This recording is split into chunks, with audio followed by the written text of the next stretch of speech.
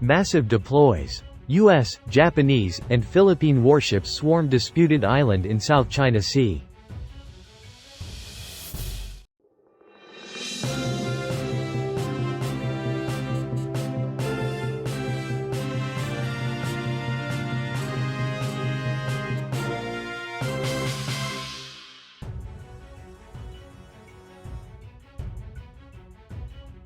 Japan, the United States, Australia, and the Philippines are set to hold a joint naval exercise on Sunday off the Southeast Asian country's Palawan Island in the South China Sea, multiple government sources said Tuesday, amid China's continuing aggressive actions.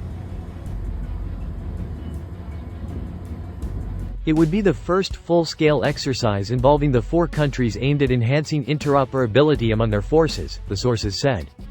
The exercise will include anti-submarine warfare training, communication drills, and sailing ships in formation. In August, the same countries conducted joint training on offshore replenishment off the northwest Philippines.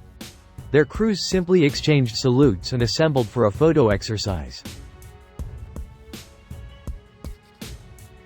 Sunday's planned drill would occur against the backdrop of China's assertiveness in the resource-rich South China Sea.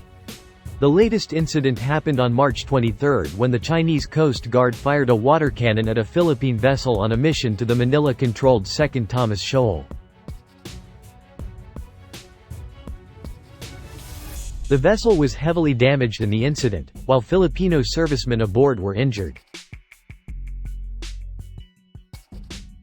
Since last year, the Philippines has held separate, maritime cooperative activities with the United States and Australia, which have agreements for visiting forces.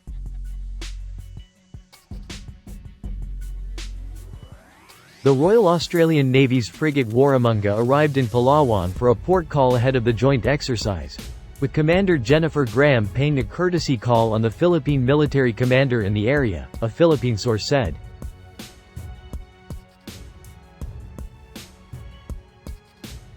The Warramunga, an Australian aircraft, a Japanese destroyer, and several naval assets from the United States and the Philippines are participating in the drill, another source said. The exercise will be conducted outside Philippine territorial waters but within its exclusive economic zone.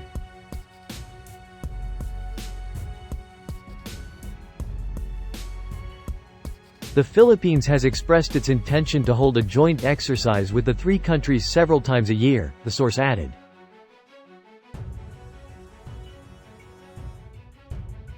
Philippine President Ferdinand Marcos Jr. said on March 28 that he has been in constant communication with his country's allies and that his government is preparing a response and countermeasure package that is proportionate, deliberate, and reasonable to the dangerous attacks by the China Coast Guard and its militia vessels in the South China Sea.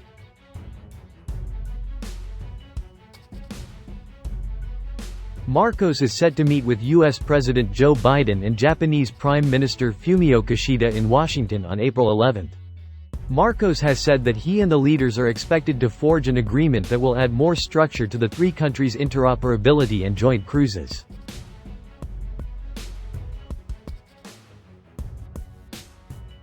A senior U.S. official said the three leaders will discuss what was described as China's increasingly risky behavior in the South China Sea.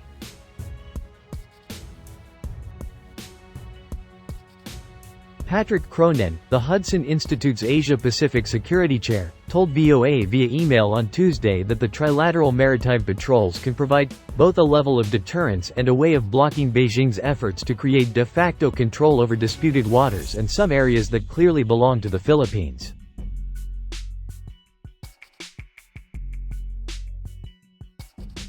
He continued, China will not desist from its sovereignty enforcement efforts, use of white hulls and maritime militia to impose its domestic law on international waters, but it may have to shelve staking further claims in the face of concerted opposition from the three democracies.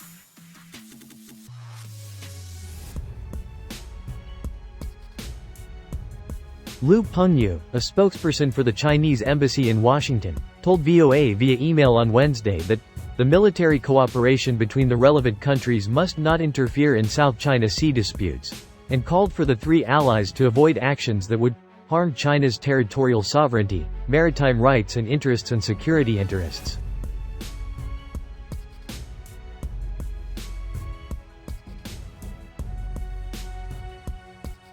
Liu continued, the South China Sea issue is a matter between China and some ASEAN countries. Among ASEAN member states, the Philippines, Vietnam, Malaysia, and Brunei are official claimants against China, whose claims to virtually all of the resource-rich waters have been rejected by an international tribunal.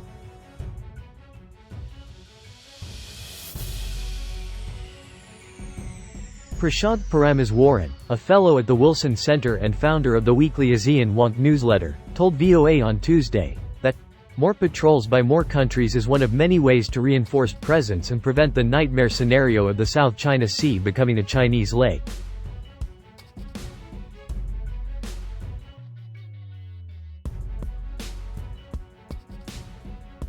He continued, in addition to alliance networking, the United States and its partners will have to find ways to work with Southeast Asian states which are not formal allies but are nonetheless critical in addressing China's assertiveness as well.